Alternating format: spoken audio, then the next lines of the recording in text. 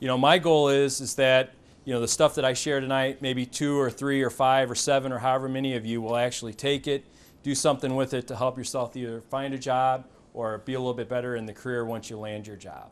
Because the stuff I'm going to share isn't rocket science. It's stuff anybody can do. It's just like anything else out there. There's so many tools and books and things you can search for online. There's no secrets anymore. It's just how you apply the knowledge you have, really, isn't it? So, a little background about myself. I worked for a staffing company here in town for 10 years. Was in a leadership management class with a couple of other business owners, and just kept in contact with them. And over the course of 3 or 4 years, one of them kept saying, hey, if you ever want to leave that recruiting job, just let me know. I'd like to get together with you sometime. So that's ultimately how I ended up at Integrity.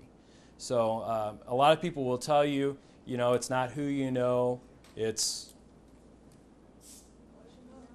what? What you know? Somebody else said something. Is it who you know? Is it that, or is it who knows you?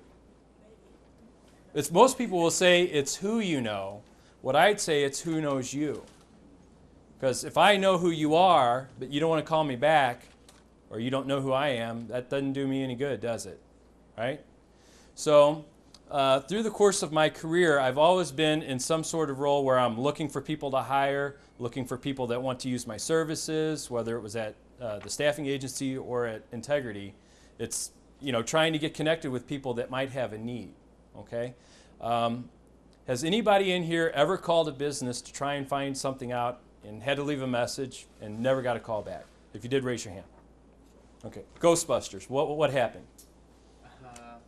It was just for like trying to get an interview, and they just never responded at all. Okay. He's trying to get a job, so he's calling for an interview. They might not call him back because they don't have a job. You can't really hold that against them. You might, I don't know. But who's called to like buy something or to inquire about getting some service done, never got a call back? Raise your hand. Anybody? Guy in the red shirt. What's your name? Mark. Marty? Mark. Mark. Oh, good name. Mark, what happened? Tell me the story. Pretty much, I bought a few things at I think about like $50 worth of tokens from like a car wash, and ended up like they sold the car wash, so then those tokens were not worth anything. So I was trying to kind of get a refund or see what they do with that, and never got a call back. So if they had called you back, what would have happened? Would you have went and used their service? Yeah. Would you have bought more tokens and kept using their car wash? Yeah. Did you ever use the car wash again since they didn't call you back? Nope. How many of your friends did you tell that you got gypped on that deal? Actually, quite a few, and like my mom and whatnot, family. Yeah. I mean, don't all the studies say that the people that the businesses we're going to talk about are the ones that make us mad? I mean, how many people go running home and say, man, I had a great Big Mac today, right? It's if your Big Mac's messed up, right? That's who you tell. So, I mean, a lot of things in business, whether it's on the job hunt or after you have your job, when it relates to networking, it's you got to follow up and follow through, So, you think about that. I go to events all the time and I meet people. And I'll meet people that'll start getting involved with the Chamber of Commerce. You meet them at an event or two. They're, hey, how's it going? I'm Mark. Glad to meet you. They're ready and raring to go. And then, like, I see them at 2 or 3 events, and then I never see them again. And I'll run into them in the grocery store 6 months later, and I remember, hey, Mark, how's it going? I remember who they are. They're looking at me like, who is this guy? And it's like, what's up? I haven't seen you at the Chamber, or I haven't seen you here. And I'll always hear, well, I thought I'd get some business out of that, but it never happened. It didn't work out for me, So the interesting thing, though, is that there's studies galore that show if you're going to buy services in a business environment or buy a major expenditure, people need to talk to somebody at a minimum 6, 7, 5, depending on what article you read, times. Think about it. If you're going to go date somebody, how many times are you probably going to meet and talk to them before you even think about dating them? Just, come on. I mean, you're not going to just agree to go on a date first time, are you? Probably want to get to know somebody first. What? Depends. Okay. You know, if I'm telling you that you might need my services to make sure your computers stay up all the time, protected, secure, things like that, you ready just to go on, you know, start dating me and start using my services? Or do you want to learn more about me, do some reference checks, check me out, see me a few times, get to know me, trust me, those type of things? When you think about networking, what you're really talking about doing is having meaningful interactions over a period of time where people can get to know you and make a decision about you. I mean, a lot of times you make a decision very quickly, right? You kind of size them up. How did they look? How did they talk? Did they have bad breath? You know all those things we're not supposed to really talk about, and we not really judge people that way, but I mean, everybody does. So you got to make a good first image, first 30 seconds or so. Got to get that hand out there and shake away and things like that. But what you're really talking about is being able to have a way to follow up with people. And that's a lot of what networking is really about. It's not about the number of people you know. It's about how you can keep in contact with them. Okay? Is all this kind of making sense? I see some nods. Is it not making sense? Okay. So when I meet people, one of the things I do that really helps me leverage networking is I'm real good about always having cards on me. I mean, because if I'm in a business environment and I don't have my card, I mean, how are they going to follow up with me if they want to? So always have cards. So as you go on your job hunt, whether it's your resume, I know some people will print up the little cards that have their phone number on them. Some people won't. Some people think it's corny. That's up to you to decide. But anytime you're on your job hunt, you got to have a way to hand something out so people know how to get a hold of you. Okay? Or once you have the job, you've got to be able to hand the business card out. What do you do with the cards once you have them? Who's been given a business card before? Mark, what'd you do with it? I ended up kind of putting it in like a little area where I keep all my business cards.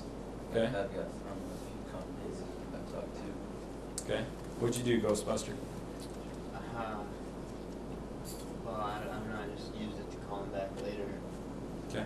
Mark's got his hand up. Yeah, I mean, I guess I actually emailed them after I got it, like usually as soon as I can, so I don't forget and kind of put it off. Okay. So, you're emailing, you're following up with them, you're going to put it in Outlook, if you're using Google Mail, Hotmail, whatever it is, I don't know, but you got to find a way to keep that information. And if it's all paper, I mean, that's not going to help you at all because you want a way to keep in touch with people. So me personally, I use Outlook a lot. I keep all my contacts in Outlook. I've got one of the little scanners because I'm always getting business cards everywhere I go. It's like $100. It scans everything in so I don't have to type it, just fix corrections. And then it's in there and I've got it. Okay. Nice thing about Outlook is it can flag when you want to follow up with somebody and get back a hold of them. So in a business setting, for me, what really differentiates me and makes me more successful than most of the other salespeople out there is that I just follow up and follow through. So if I talk to somebody today and they don't need my services, I've got a way that I can keep in contact with them. I'm going to call them a couple months later, or depending on how the conversation goes, I might call them 3 months later or a month later. But in the meantime, I'm finding out what makes that person tick, right? What are they interested in? What's their business challenges? Those are all types of things you have to keep in mind. And you just have to learn what is it about people that is of interest to them. Because you can't just keep in touch and follow up with people and say, well, I'm just checking in. I mean, that doesn't make any sense. You got to provide some value, If I know you like NASCAR, then when I talk to you or interact with you, I might want to reference something with NASCAR or a certain sports team or whatever the case may be. So as I get and meet and know people, I'll keep in my Outlook file, what's their hot button, how many kids do they have, whatever the case may be, when's their birthday, all those things you learn about people. So if you don't have a way to keep track of it, it's really, there's no way that you can recognize those events or talk to them about that type of stuff. So we talk about that it takes a minimum of 7 or 8 touches or more meaningful contacts. If you're applying that to your job search, you might have the first interview. What's some of the other touches you might have?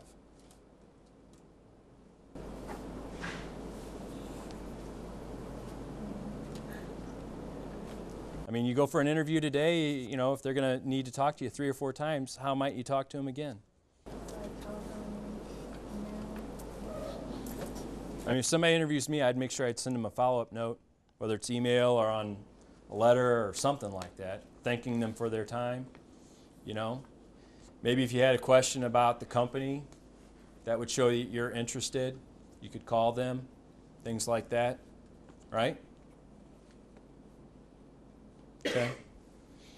The other thing is think about the groups that you're in, the associations you're in. The gentleman that came up and introduced me, did he leave? Okay, I'm sorry. What was his name? Jason. What group is he in? Pi Sigma Epsilon. How many people do you think's in Pi Sigma Epsilon with Jason? I don't know. 120 people right there. Holy cow. So, I mean, there's 120 people that if I was Jason, I'd make sure I'm keeping in contact with when I leave school and I'm on my job hunt, because there's 120 other people that can effectively help me look for a job. I mean, that's the biggest thing with job hunt nowadays. It's not like you're just tons of ads out there because the market's going crazy and everybody's hiring and it's just a matter of picking where you want to go to work. I mean, you're going to have to bear down and figure out where it is you want to work, what it is you want to do. Are you willing to sacrifice or not? Are you willing to take a lesser job or something that's a little different for the right company? Are you willing to take anything just so you can pay off your student loans? Those are all things you got to come to grips with. So as you're out on the job hunt, I mean, everybody I know that's on the job hunt nowadays is leveraging everything they can to network with everybody they know to let them know that they're looking, what they're looking for, what they're interested in, any way they can talk to people or network. They're using social media for that. I'm going to show you some of that in a minute or two. But it's really about letting everybody know. Using groups and associations, whether it's on the job hunt or in your job, is really critical. When I really first started getting into, okay, now I got to go out and sell our service, I started getting involved with the Chamber of Commerce. They'd have meetings that would be of interest. There was an HR council here in town, signed up and started attending some things there. And it's just like anything else, like the 7 or 8 touches that I was talking about. After people see you around for a while, more and more people talk to you. You get to know people better. Next thing you know, I get asked to be on a board somewhere. And it just kind of all keeps building and building and building. So I'm on, the Chamber of Commerce board. I'm on a not-for-profit board that I've been doing a fundraiser for a long time. I'm not saying I'm on the board like that's great. I'm just saying it's funny how you don't go into it thinking, well, I'm just going to be on the board. I just got involved because it made sense, kind of like Jason's involved with that organization because it makes sense to him. And you'd be amazed at the amount of people that I meet and the amount of business that happens through those groups. Not that I'm doing business with the chamber. It's just that all the other people on the board are people that are business owners or executives that I'm coming into contact with, and it's a natural. It's one of those things that after a while they're just like, hey, what is it that you do again? Can you help me with this? Those types of things. The other thing about networking is if you can position yourself as a connector, that's when you really win at networking. Who knows what a connector is? Someone that knows someone else. That's right. It's when people call you and say, I don't know who I need to call, but I know that you would know someone. That's where you want to be. You think about like 4 or 5 years ago, if somebody wanted something, what did you do? You'd go and search on Google. You'd look and see if they got a website. If they didn't, then they're out. If they did, is it a cheesy one? Is it a good one? If you want to use something, want to talk to somebody now, how do you find out who you need to talk to? Do you go and search Google, or what do you do? Facebook. What do you do on Facebook? Who was it that said it? What do you do on Facebook? Type in their name, what email address, and the search bar. Okay. What does somebody else do? Well, usually you talk to everyone you know, see if they know you first, and then you go out and work on your own. I work with a lot of smart technical people, and with the whole Facebook thing at first, I'm like, is it just social? What is this stuff? And one of them said something to me, and it was just like, it made it all clear for me. Facebook and Twitter and LinkedIn, all those guys, they're really trying to replace Google in the respect of, capitalizing on ad revenue. Okay? Think about Facebook. When was the last time you thought, hey, I'm going to be in Chicago. Where's a good place to go eat? I want to have a nice dinner. I see updates on Twitter. I need to get somebody to clean the gutters at my mom's house. Anybody know somebody here in town that would do handyman stuff like that? No, they're not searching on Google for handyman. They're asking for somebody you know and recommend. And it's the same thing with jobs and everything else.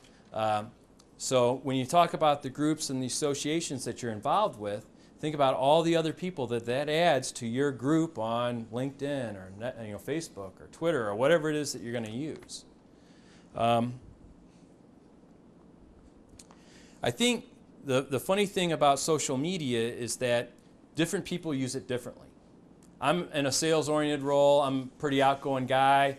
My Facebook, my LinkedIn, my Twitter, I use them all for personal and for business type stuff because some of my clients are on just one, or some of the prospects I call on are just on one and they're not on the other two. And I'm just one of those type of guys, I really don't care. I mean, I'm Mark D and I am what I am, and people either like it or they don't, and I just roll with that, Dave, who works here in the Career Center, used to work with Dave at Broman. Kind of a funny story. He called me to ask if I'd be willing to come and speak about this, and as we're talking about it, Dave and I are connected on LinkedIn. I'd sent a friend request to Dave a while back on Facebook, but he punked me. He never accepted, so he just left me hanging out there. So while we're talking, he just says, I just got to tell you, I got that friend request on Facebook, and I'm not going to be able to accept that because, I'm trying to keep that personal. I know people I work with they're the same way. They don't want to friend you if they work with you. That's personal.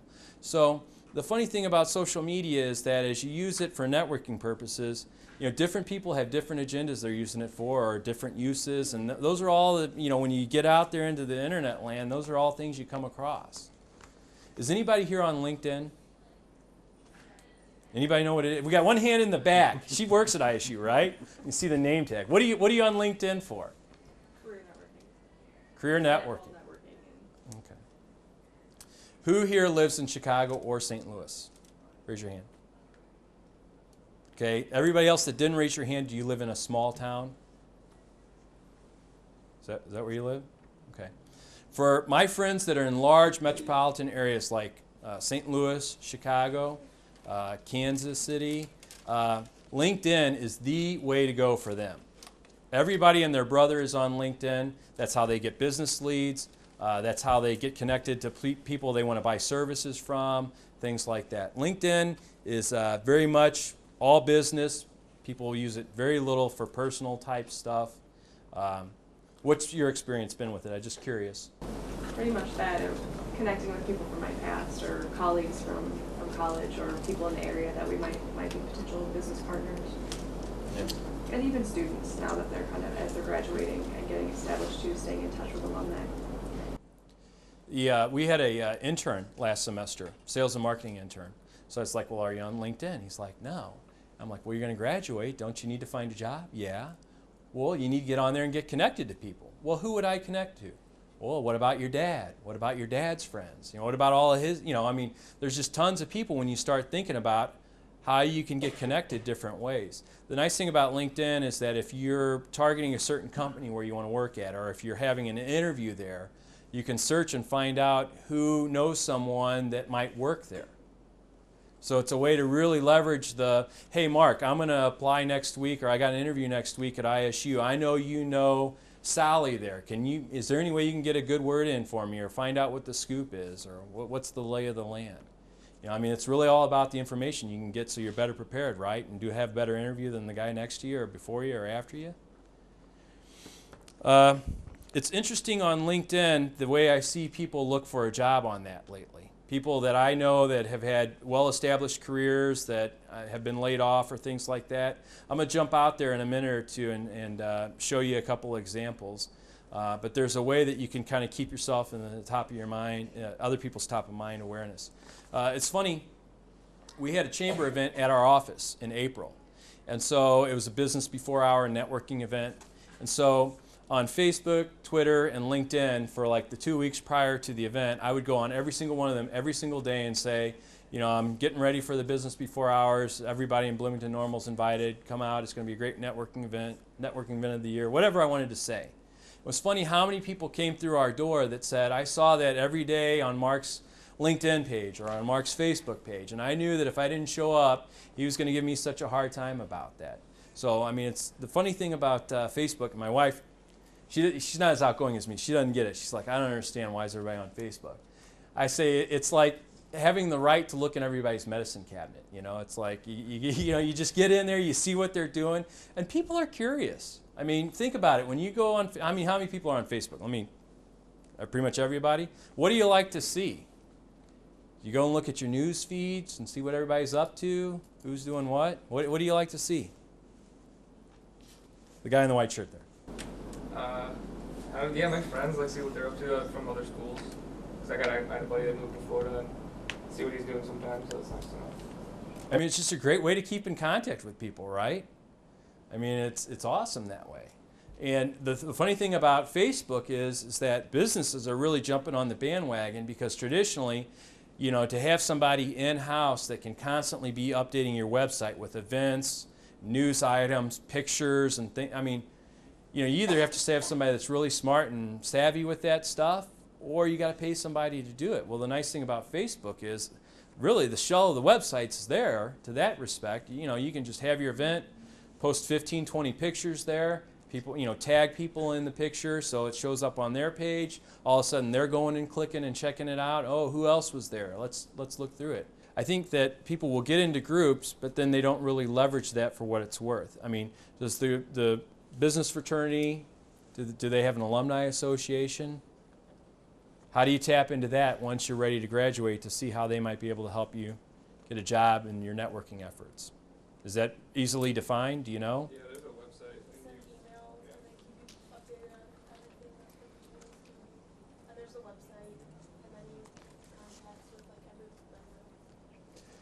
It's kind of like the unwritten rule, and no one even told me about it, but it's like anybody in my fraternity, whether I knew them or not, is connected to me on Facebook, LinkedIn, Twitter, you name it. They found me.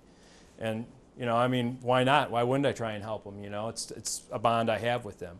Almost the same thing with high school, man. I mean, there's so many people from high school that have connected to me that I don't even remember half of them. You know, I mean, it's a long time ago, but it's amazing when you start thinking about the groups and the associations and how that spider webs out. A lot of times what I think that college students struggle with is when they go to start their real job hunt, it's like, well, you don't have any experience. Isn't that what a lot of your friends have heard? Has anybody here ever heard that? So it's like, well, how do you get the experience if no one's going to hire you, right? Especially in a down economy. I mean, when the economy's going strong and everybody's hiring you, it's more easy to get a job because they just figure, well, we'll train that person. Well, now they can kind of pick from whoever they want. They want somebody that has some experience so they don't have to spend their time and effort training them. They can be more efficient. So, you know, anybody that goes on the job hunt that has some sort of job experience in that field is going to have a leg up on the people that don't. And a lot of times I think college students don't quite understand how easy it is to get work if you really want it and you're really willing. You know, I worked all through college and I understand it's hard to volunteer and stuff like that, but think about, I mean, I think most of the people in this room probably volunteer some way, shape, or form somewhere, sometime throughout the semester. Am I right? Who's done some volunteer work lately? What'd you do? I volunteered at the Special Olympics, equestrian Special Olympics. Is that related to what you're going to school for? I'm not quite sure what I'm going to school for. Let's go, well, then it does. Maybe it does. You had your hand up? I volunteer in nursing home. And does that relate to what you're going to school for? Okay. And see, that's a great example. Why did you decide to start volunteering there? Because I like working with them, so it's not like for a class or anything like that. But, it helps me in the long run. It does help you in the long run a lot because you're going to have some experience that other people that are applying for the job there would, whenever it is that you graduate and go on to gerontology work, wherever that may be. So if somebody wanted to get a job working in computers, you know, how is it that you can volunteer for computers? Anybody have an idea to get some computer experience, computer support experience? Any ideas? Help me out here. Throw me a bone. We have like the tech zone at schools.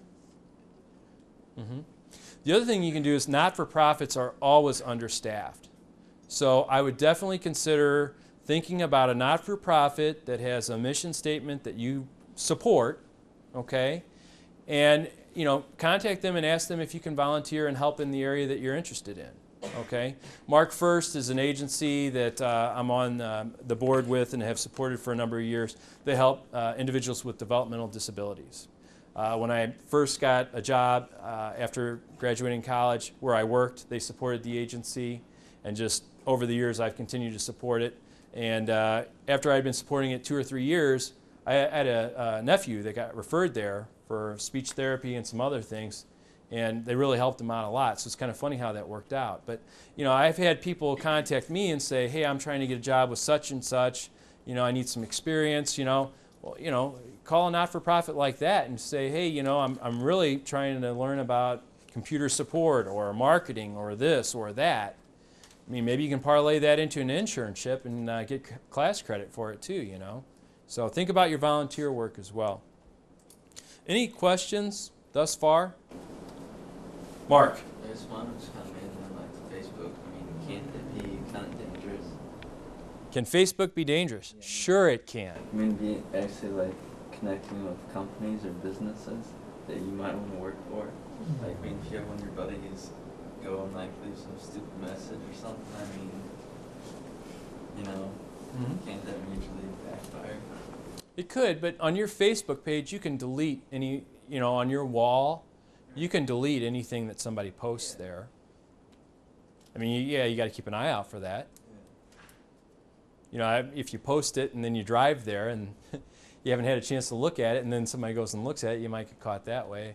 Yeah, I mean, the thing with social media is, yeah, it's out there and people can do things.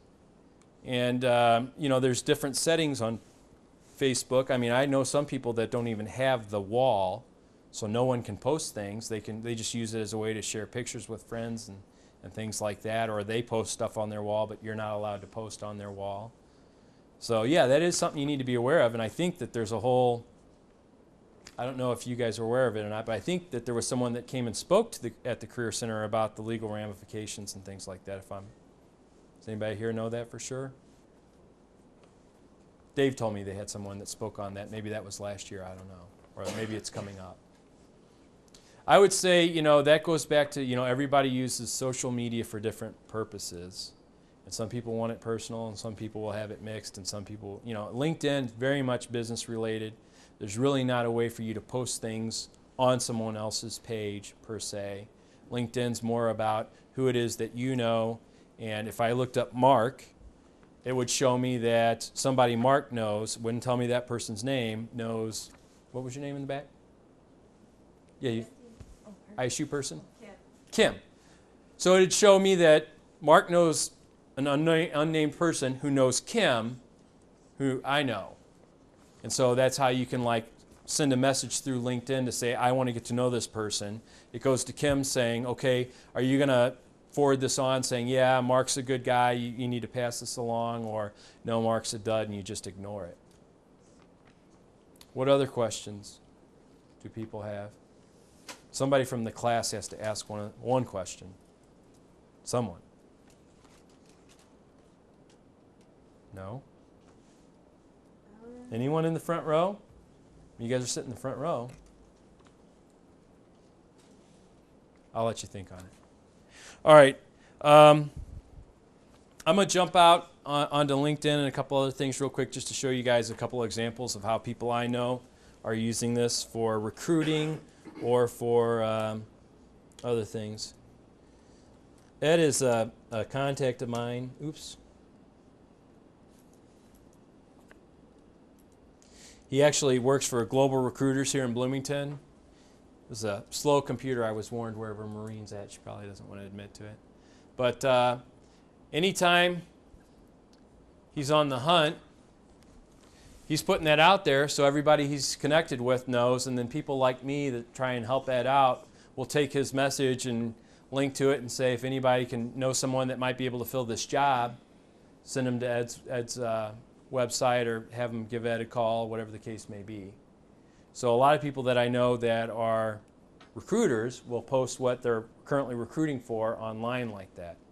The other thing about that is it cuts out the advertising costs of paper, websites, things like that. And it comes back to the people that are hiring would much rather have a referral of someone that knows someone who's going to give them a positive thumbs up than somebody they never knew anything about.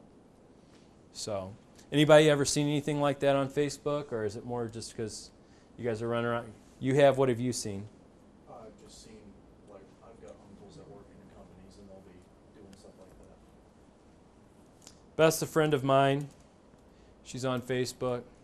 She recently lost her job. Hers is some more personal type thing, still on the job hunt. She lost a couple pounds this week. First interview scheduled next week. She's letting people know. Looking for a job, yay. You know? So, I mean, she's using Facebook to continually tell people, hey, I'm still on the job hunt, things like that. The thing about Facebook is that when I log in, I may or may not see your post depending on how long ago you posted it. So if you're going to use Facebook or Twitter or things like that to try and help you with your job hunt, repetition is definitely the key. I would definitely do it every day. Do it at like 8 in the morning, so if people are logging in, they see it. You don't want to do it at like midnight and have it get lost in all the other things that happen throughout the night. Let's jump over to LinkedIn.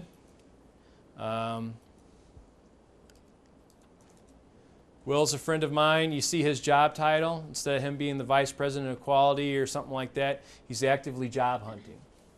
So every time I go to look Will up, it reminds me, hey, Will's looking for a job. Or if I look up any other Will I know, I see, yeah, he's still looking for a job. He's doing some volunteer work right now just to get himself out and about and meeting more people, because if he's just sitting at home looking for a job, he's losing the opportunity to network. So he sees volunteering as a way that he can continue to meet new people and spread the word that he's looking for a job at the same time. Another friend of mine, one more example.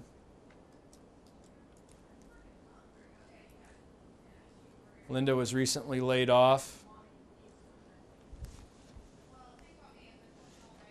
Ranked number 5, and she was still laid off. I know who laid her off. She got the bum rap on that deal. But no, I mean, the nice thing about the way Linda posts that there is that although that was a month ago and she should do it more often, if you're posting it there every day, it's going to show up on my home screen whenever I log in. And since most people said they are not on LinkedIn, humor me for a minute.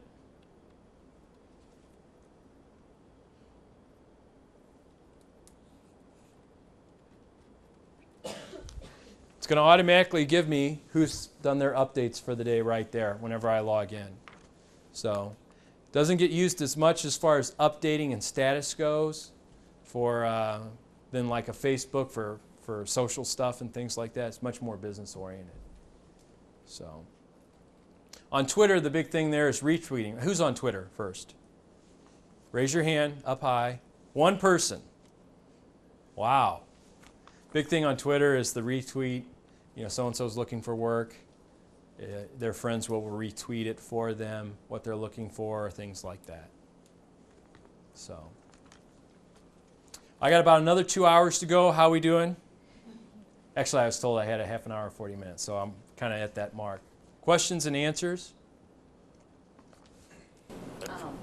This concept makes sense to me because it's very business company oriented, but the whole Facebook concept that was very personal, almost really college oriented, and now has been like taken over by, as I call them, By like my mom. yeah, That's my it. age and up, you know, that is, you know, and it's like they've lost the purpose of that. A, B, it seems to me from a company perspective, you know, business perspective, that it would be promoting, it would be going against productivity.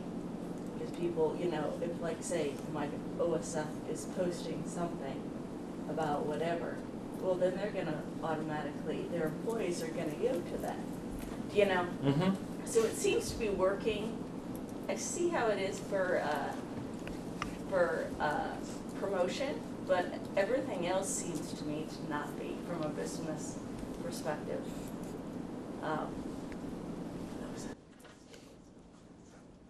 You know, OSF is blogging all day long. They're following me, I'm following them. Larger companies have somebody in marketing on Twitter, Facebook. Who's a fan of ISU athletics on Facebook in here? Am I the only one? I mean, how many times you get something on them? We always let you know when about games and when we get tickets.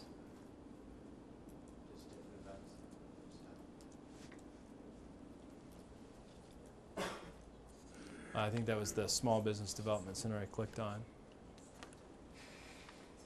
I think you're right in that businesses really are grabbing onto the whole Facebook thing. And I think part of that is what I said before about how it allows you to have a much stronger web presence without actually having to have someone that's technical on your staff.